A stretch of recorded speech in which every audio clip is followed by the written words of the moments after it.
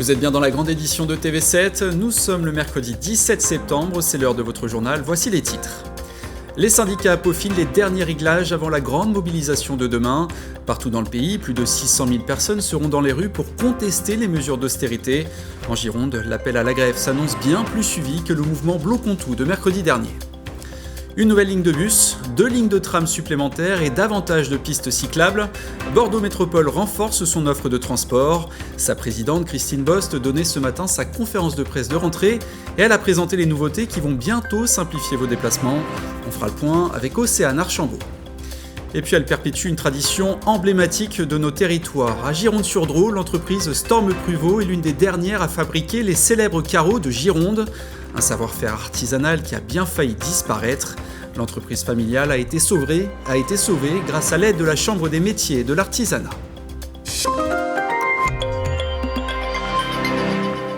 Dernier préparatif pour les syndicats avant la grande mobilisation de demain. Un appel à la grève et à la manifestation pour protester contre les mesures d'austérité de l'exécutif. Partout dans le pays, au moins 600 000 personnes sont attendues dans les rues demain, un chiffre bien supérieur à la mobilisation de mercredi dernier. Antoine Rivalin et Tristan Lambert ont suivi pour nous 2 syndicalistes. Le 10 septembre, ils étaient 8000 dans les rues de Bordeaux. Demain, la mobilisation pourrait doubler. Aujourd'hui, nous constatons que nous nous orientons vers une économie de guerre qui fait l'impasse, bien évidemment, sur l'ensemble des revendications sociales, la retraite, les salaires, les services publics. Et donc, notre mot d'ordre, c'est aussi contre l'ensemble des budgets Macron qui viennent d'être présentés et qui, a priori, vont à nouveau être soumis au Parlement. Une nouvelle journée de grève s'annonce avec des perturbations dans l'éducation, la fonction publique, la santé et les transports. Étant donné qu'on est sur un appel unitaire avec les 4 organisations syndicales à la SNCF, on va avoir une journée qui va être plus mobilisatrice que le 10 septembre. Ce jeudi, la circulation sera très perturbée. Seuls 3 TER sur 5 et 1 Intercité sur 2 circuleront. Du côté des TGV, le trafic restera presque normal, avec 9 trains sur 10 en service. On prépare la manifestation, on a distribué beaucoup de tracts aux collègues et on incite tout le monde à être en grève sur cette journée-là, qui va être une journée qui était déjà préparée depuis longtemps par les confédérations, mais qui est importante pour les cheminots. À Bordeaux, le rendez-vous est fixé à 14h place de la Bourse. Partout en France, entre 600 000 et 900 000 manifestants sont attendus. Et parmi les professions qui se mobilisent, 9 pharmaciens sur 10 seront en grève demain. Ils protestent notamment contre la réduction des remises commerciales sur les médicaments génériques. Écoutez justement ce pharmacien en plein centre de Bordeaux, il sera fermé demain. L'État a décidé de modifier à la baisse les conditions commerciales en les réglementant et à l'avenir de baisser une nouvelle fois le prix des médicaments et le prix des médicaments génériques, ce qui dure depuis à peu près 20-25 ans. Ça a un impact dans la mesure où si le prix des médicaments baisse et si la marge baisse, la rémunération va baisser, ça coule de source. Demain, j'ai prévenu l'essentiel de ma patientèle. Pour celles et ceux qui ne sont pas informés ou n'en ont pas conscience, ils pourront se retourner vers les pharmacies de garde. Propos recueillis par Juliette Huard et sachez que certaines pharmacies seront tout de même ouvertes pour assurer des gardes. Pour les connaître, vous pouvez consulter le site de l'ARS Nouvelle-Aquitaine. Malgré le mouvement de grève nationale, les transports en commun seront peu impactés dans la métropole de Bordeaux. Le réseau TBM annonce un fonctionnement normal selon les horaires habituels. Attention en revanche, si vous passez par le centre-ville de Bordeaux, des interruptions de tram et des déviations de bus restent possibles en raison de la manifestation prévue demain. Pour plus d'informations, rendez-vous sur les réseaux sociaux de TPM. La question des transports, justement, a été largement traitée ce matin par Christine Bost, la présidente de Bordeaux Métropole, qui donnait ce matin sa conférence de presse de rentrée. L'occasion pour elle de présenter les nouveautés en matière de mobilité. Océane Archambault, bonsoir. Bonsoir Yoann. Vous étiez sur place. Quelles sont les grandes annonces à retenir ? Alors, dès le 6 décembre prochain, on pourra enfin monter à bord de la ligne express H. Elle doit désengorger le trafic des boulevards, mais aussi et surtout réduire les temps de trajet pour les usagers. Par exemple, pour faire le trajet Brazza sur la rive droite, cité administrative sur la rive gauche, il faut aujourd'hui compter 42 minutes de trajet et une correspondance. Avec la ligne H, plus de correspondance, confiance et surtout, il vous faudra plus que 24 minutes de trajet. Comme pour la ligne G, plus de 30 000 voyageurs sont attendus chaque jour. Le 6 décembre, ce sera aussi la mise en service des lignes de tramway E et F. Le détail avec la présidente de la métropole, Christine Bost. Écoutez. Alors, au mois de décembre, on va lancer 3 nouvelles grandes lignes, on va dire. La deuxième ligne de bus express, c'est-à-dire après la ligne G, la ligne H, qui est la circulaire des boulevards, donc qui va, on l'imagine, emporter 30 000 voyageurs jour. Et puis, grâce aux travaux d'aiguillage que l'on a réalisés cet été du tramway, on va avoir 2 origines-destinations différentes. On aura une liaison directe entre la gare Saint-Jean et l'aéroport de Bordeaux-Mérignac et une liaison aussi entre la rive droite, c'est-à-dire Floirac et Blanquefort, qui va permettre de répondre aux besoins entre 15 et 20 000 voyageurs sur ces lignes-là. Et du côté des cyclistes, quelles sont les nouveautés à attendre ? 34 km supplémentaires de pistes cyclables et de voies vertes d'ici fin 2025 sur le REV, le réseau de Vélo Express, pour atteindre 270 km à terme. Le réseau Vélo Express continue de se développer avec un nouveau tronçon entre Parampuire et Bruges. Il est d'ailleurs inauguré en ce moment par la présidente de la métropole. Et des nouveaux aménagements comme celui-ci, il y en a un peu partout dans la métropole, Johan.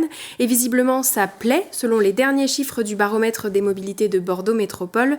Au deuxième trimestre 2025, on enregistrait une hausse de l'utilisation des modes de déplacement durables, plus 10% de cyclistes, plus 17% pour les services de free floating, donc la trottinette et les vélos en libre service.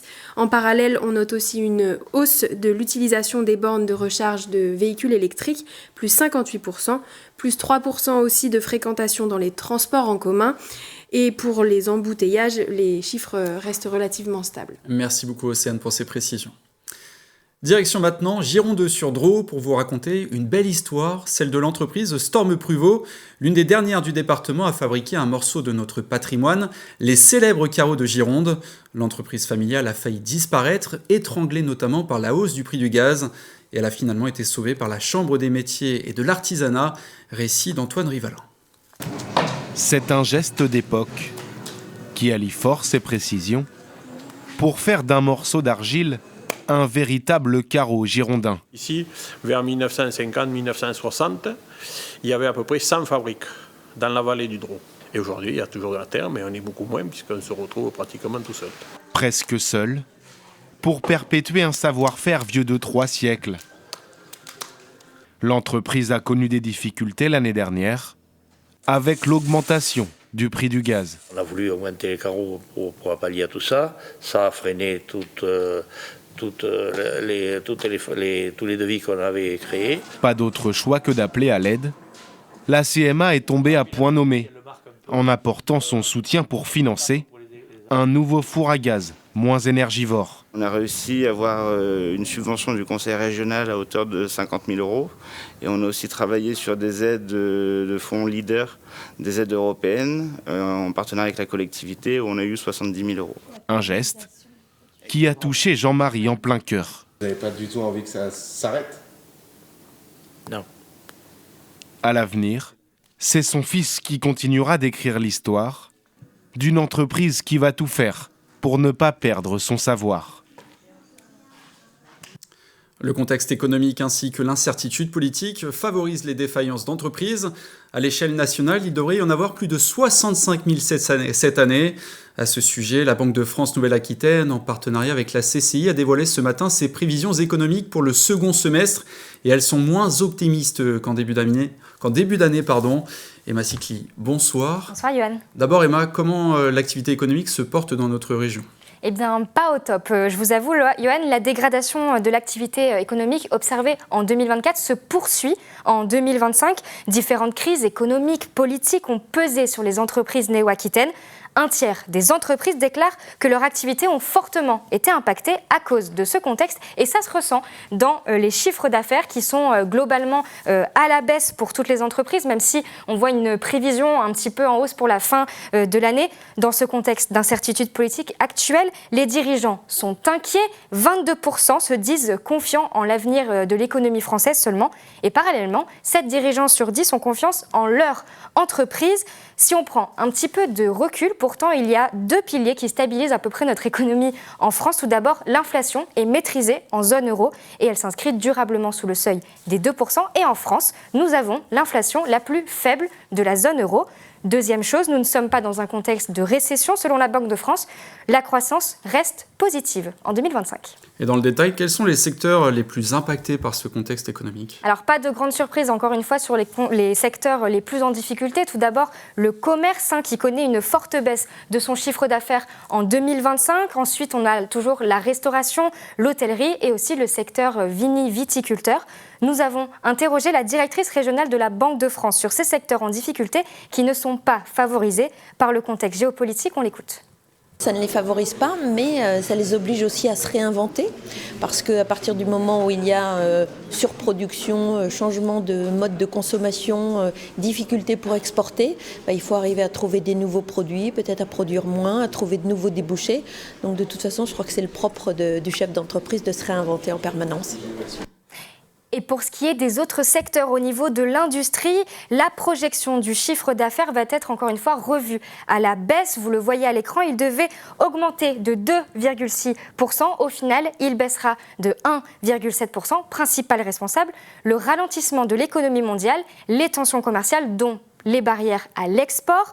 Du côté des services, ils subissent également un contexte économique marqué par l'incertitude. Les consommateurs et les entreprises deviennent un petit peu plus prudents dans leurs dépenses. Et enfin, dans le secteur de la construction, le recul de son activité tend à s'amplifier, encore une fois, en 2025, ce qui va se ressentir dans une baisse des investissements et de la rentabilité. Merci beaucoup Emma Sicli.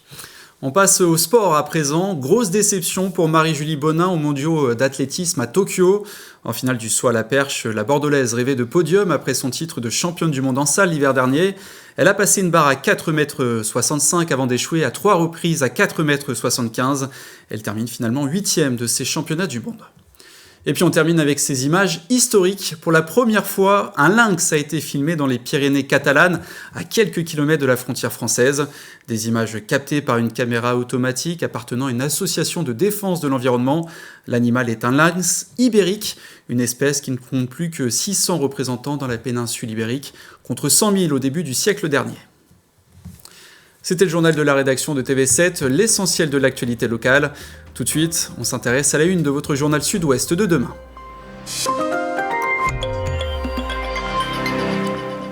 Et chaque soir, un membre de la rédaction de Sud-Ouest est en plateau pour vous présenter la une et les grands titres de l'édition de demain. Et ce soir, j'accueille Gwenaël Badetz. Gwenaël, bonsoir. Bonsoir, Yoann. Vous êtes chef des informations générales. Qu'est-ce qu'on pourra lire demain ? Demain, évidemment, on va beaucoup parler de la mobilisation du 18 septembre. Mais au-delà du caractère social de la grève, on va aussi parler de maintien de l'ordre. Parce que derrière le conflit social, il y a un conflit judiciaire, presque philosophique. L'État a-t-il le droit de filmer les manifestants en utilisant des drones ? Ces appareils, ces aéronefs sont utilisés de plus en plus par les préfectures qui systématiquement prennent des arrêtés. C'était le cas il y a une semaine pour le mouvement du 10 à Pau, à Bordeaux, à Paris. Et des associations systématiquement attaquent ces arrêtés car elles considèrent qu'elles sont attentatoires aux libertés publiques, qu'elles ne sont pas proportionnées. Et parfois ça marche. À Pau, la semaine dernière, la décision du préfet a été retoquée au tribunal administratif en référé. C'était aussi le cas à Paris. De son côté, l'État estime que cet outil est indispensable pour faire du maintien de l'ordre et aussi pour arrêter d'éventuels fauteurs de troubles. On verra demain ce qu'il en est. Eh bien, on lira ça avec attention. Merci beaucoup Gwenaël. Bonne soirée. Et à 6 mois des élections municipales, TV7 se déplace chez vous pour vous poser cette question. Et vous, que feriez-vous si vous étiez le maire de votre commune ? Cette semaine, C'est vous le maire vous emmène à Libourne, en Gironde. Antoine Rivalin et François Laurando ont tendu leur micro aux habitants et aux commerçants. Regardez.